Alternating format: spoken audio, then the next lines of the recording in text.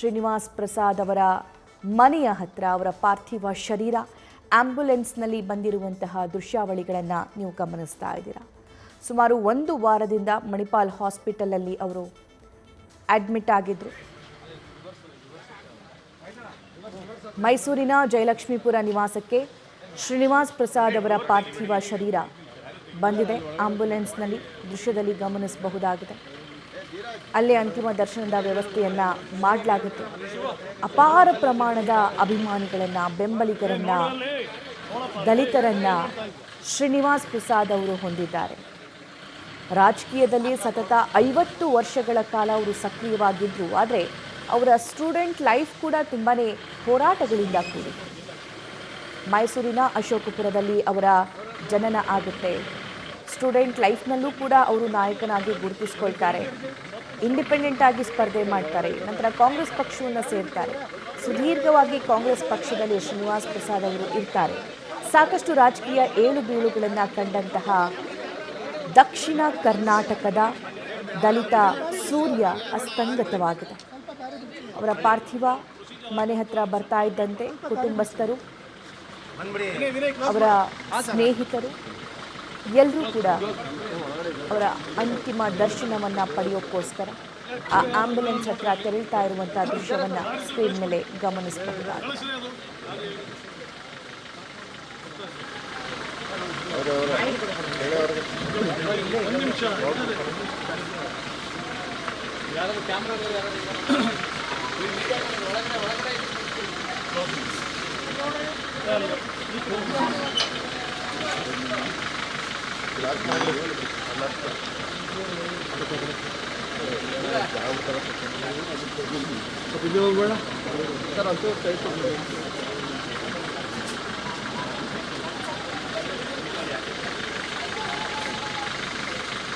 Sir sad कोई sir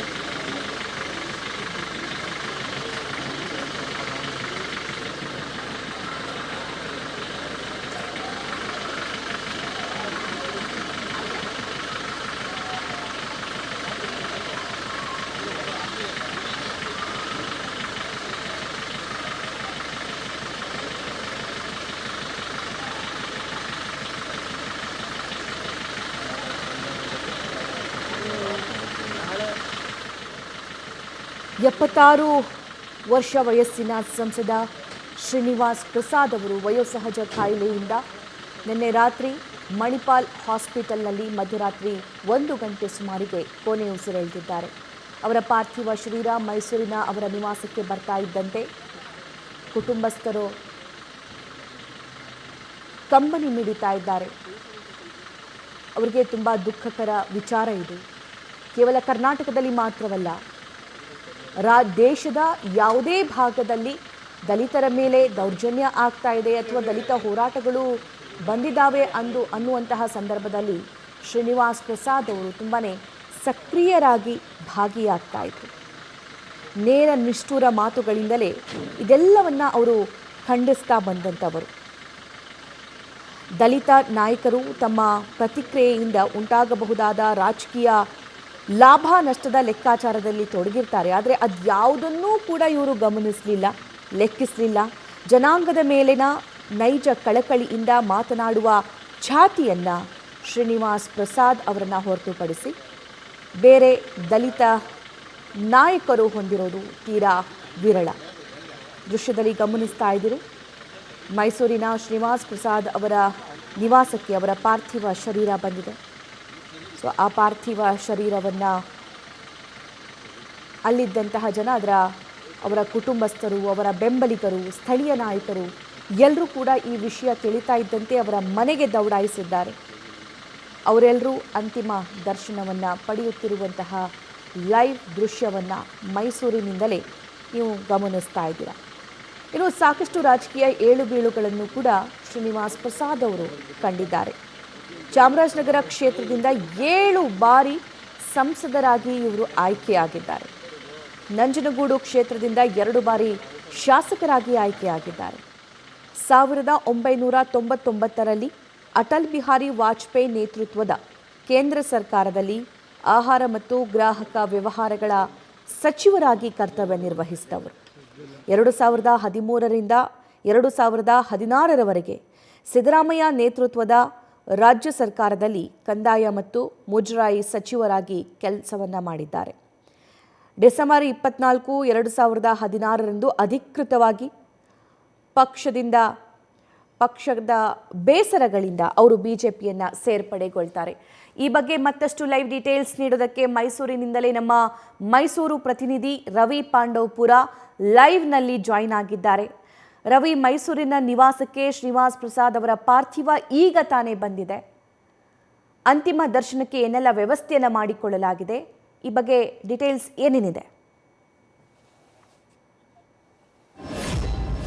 ಸಭಾ ದಕ್ಷಿಣ ಕರ್ನಾಟಕದ ದಲಿತ ಸೂರ್ಯ ಅಂತಲೇ ಕರೆಸ್ಕೊಳ್ತಿದ್ದಂತಹ ವಿ ಶ್ರೀನಿವಾಸ್ ಪ್ರಸಾದ್ ಅವರು ಕಳೆದ ರಾತ್ರಿ ನಿಧನರಾಗಿದ್ದಾರೆ. ಸದ್ಯ ಮೈಸೂರಿನ ಜಯಲಕ್ಷ್ಮೀಪುರಂನಲ್ಲಿರುವಂತಹ ಭೀಮಾ ಸದನ ನಿವಾಸಕ್ಕೆ ಈಗಷ್ಟೇ ಅವರ ಪಾರ್ಥಿವ ಶರೀರ ಆಗಮಿಸಿದೆ. ಆಗಸ್ಟ್ 6, 1947ರಂದು ಮೈಸೂರಿನ ಅಶೋಕಪುರಂನಲ್ಲಿ ಜನಿಸಿದಂತಹ ವಿ ಶ್ರೀನಿವಾಸ್ ಪ್ರಸಾದ್ ಅವರಿಗೆ 3 ಜನ ಹೆಣ್ಣು ಮಕ್ಕಳಿದ್ದಾರೆ. ಅದರಲ್ಲಿ ಪ್ರತಿಮಾ, ಪೂರ್ಣಿಮಾ ಹಾಗೂ ಪೂನಂ. 3 ಹೆಣ್ಮಕ್ಕಳ ಪೈಕಿ ಮೊದಲವರು IRS ಅಧಿಕಾರಿಯಾಗಿದ್ದಾರೆ. ಇನ್ನುಳಿದಂತೆ 2 ಪುತ್ರಿಯರ ಪೈಕಿ ಒಬ್ಬರು ಹರ್ಷವರ್ಧನ್ ಅವರ ಪತ್ನಿ, ಇನ್ನೊಬ್ರು ಡಾಕ್ಟರ್ ಮೋಹನ್ ಅವರ ಪತ್ನಿ.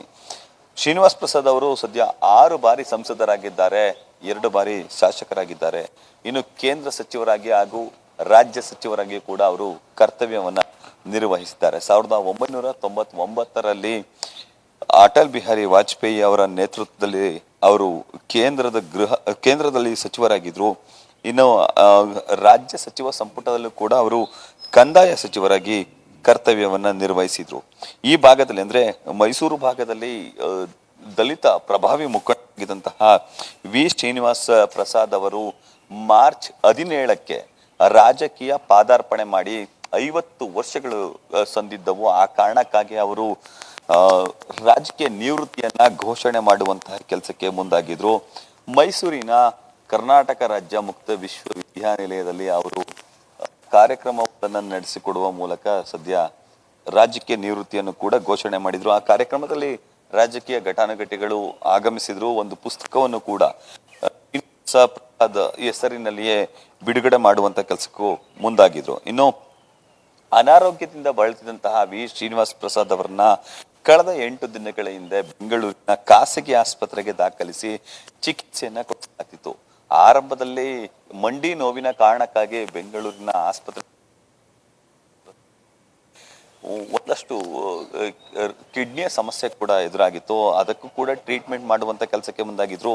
ಇನ್ನೇನೋ ಚೇತರಿಸಿಕೊಳ್ತಿದ್ದಾರೆ ಅನ್ನೋ ಸಂದರ್ಭದಲ್ಲಿಯೇ ಕಳೆದ ರಾತ್ರಿ 1:30 ಸುಮಾರಿಗೆ ಕಾರ್ಡಿಕ್ ಅಟ್ಯಾಕ್ ಆಗಿದೆ, ಅಂದ್ರೆ ಹೃದಯಾಘಾತ ಆಗಿದೆ. ಹೃದಯಾಘಾತ ಆದ ತಕ್ಷಣ ಅವರನ್ನ ಬದುಕುಳಿಸುವಂತಹ ಕೆಲಸಕ್ಕೂ ಕೂಡ ಎಲ್ಲರೂ ಕೂಡ ಮುಂದಾಗಿದ್ದಾರೆ. ಆದ್ರೆ ಅದು ಸಾಧ್ಯ ಆಗಿಲ್ಲ. ಅಂತಿಮವಾಗಿ ಶ್ರೀನಿವಾಸ್ ಪ್ರಸಾದ್ ಮೃತಪಟ್ಟಿದ್ದಾರೆ. ಇನ್ನು ಶ್ರೀನಿವಾಸ್ ಪ್ರಸಾದ್ ಅವರ ಜಯಲಕ್ಷ್ಮೀಪುರಂನಲ್ಲಿರುವಂತಹ ಭೀಮಾ ಸದನ ನಿವಾಸಕ್ಕೆ ಅವರ ಪಾರ್ಥಿವ ಶರೀರವನ್ನ ಸದ್ಯ ಈಗಷ್ಟೇ ತರಲಾಗಿದೆ. ಬಂಧು ಬಳಗ ಹಾಗೂ ಸ್ನೇಹಿತರನ್ನ ಶ್ರೀನಿವಾಸ್ ಪ್ರಸಾದ್ ಅವರು ಹೊಂದಿದ್ರು. ಸದ್ಯ ಈಗ 11:30ವರೆಗೆ ಇದೇ ಸ್ಥಳದಲ್ಲಿ ಅಂದ್ರೆ ಅವರ ನಿವಾಸದ ಬಳಿ ಅವಕಾಶವನ್ನ ಕಲ್ಪಿಸಿಕೊಡಲಾಗುತ್ತೆ ಸಾರ್ವಜನಿಕರ ದರ್ಶನಕ್ಕೆ ಮತ್ತೆ ಭೇಟಿಗೆ. ಇದಾದ ಬಳಿಕ ಮೈಸೂರಿನಲ್ಲಿರುವಂತಹ ದಸರಾ ವಸ್ತು ಪ್ರದರ್ಶನ ಆವರಣಕ್ಕೆ ಅವರ ಮೃತದೇಹವನ್ನ ತೆಗೆದುಕೊಂಡು ಹೋಗಲಾಗುತ್ತೆ. ಅಲ್ಲಿ ಅವರಿಗೆ ಅವರ ಅಂತಿಮ ದರ್ಶನಕ್ಕೆ ವ್ಯವಸ್ಥೆಯನ್ನ ಮಾಡಲಾಗುತ್ತೆ. ಇನ್ನು ಚಾಮರಾಜನಗರ ಕ್ಷೇತ್ರದಿಂದ 6 ಬಾರಿ ಅವರು ಸಂಸದರಾಗಿದ್ರು. ನಂಜನಗೂಡು ಕ್ಷೇತ್ರದಿಂದ 2 ಬಾರಿ ಶಾಸಕರಾಗಿದ್ರು. 1999ರಲ್ಲಿ ಅಟಲ್ ಬಿಹಾರಿ ವಾಜಪೇಯಿ ನೇತೃತ್ವದ ಕೇಂದ್ರ ಸರ್ಕಾರದಲ್ಲಿ ಆಹಾರ ಮತ್ತು ಗ್ರಾಹಕ ವ್ಯವಹಾರಗಳ ಸಚಿವರಾಗಿ ಅವರು ಕರ್ತವ್ಯವನ್ನು ನಿರ್ವಹಿಸ್ತಾರೆ.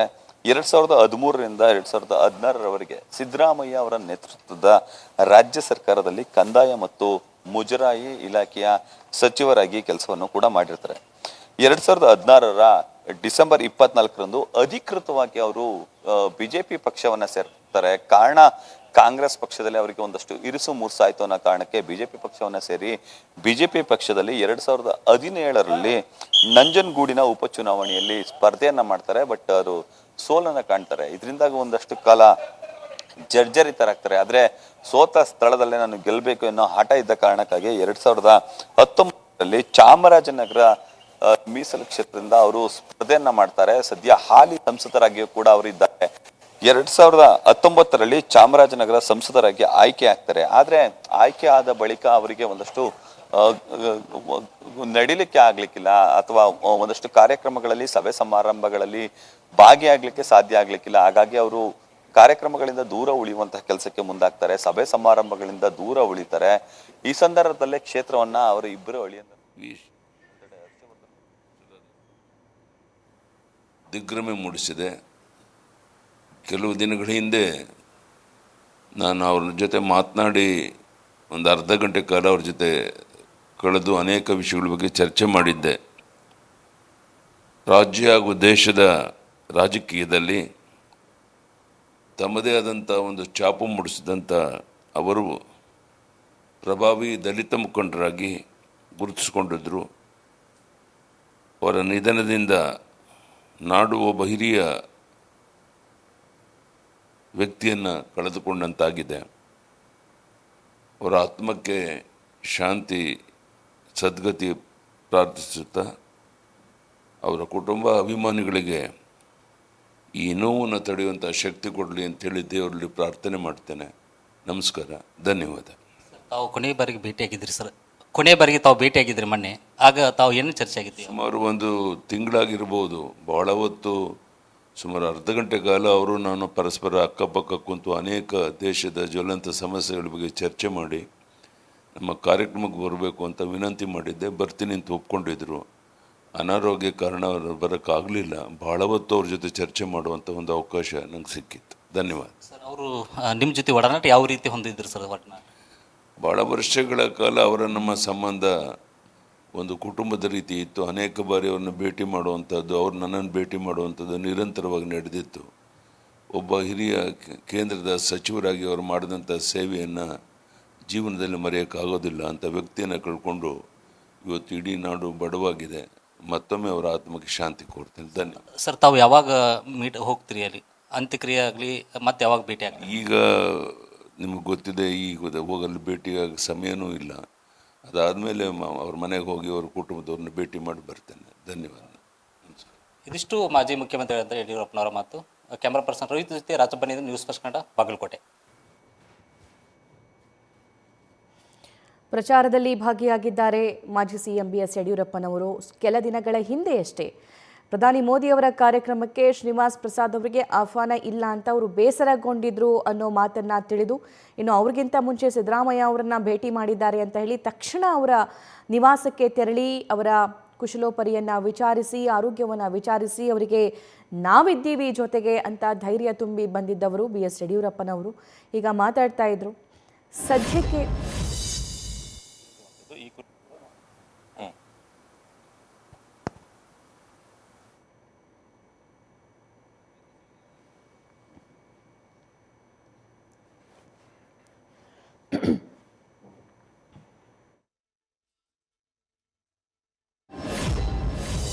ನಮ್ಮ ಜೊತೆ ಇರುವಂಥದ್ದು ಖುದ್ದು ಅವರನ್ನೇ ಮಾತಾಡಿಸ್ತಾ ಹೋಗ್ತೀನಿ ಸರ್. ಈಗ BJP ಪಕ್ಷದ ಸಂಸದರು ಮತ್ತು ದಕ್ಷಿಣ ಕರ್ನಾಟಕದ ಪ್ರಭಾವಿ ದಲಿತ ನಾಯಕರು ಶ್ರೀನಿವಾಸ್ ಪ್ರಸಾದ್ ಅವರು ಇವತ್ತು ಅಸುನೀಗಿರುವಂಥದ್ದು. ಶ್ರೀನಿವಾಸ್ ಪ್ರಸಾದ್ ಅವರು ಒಬ್ಬ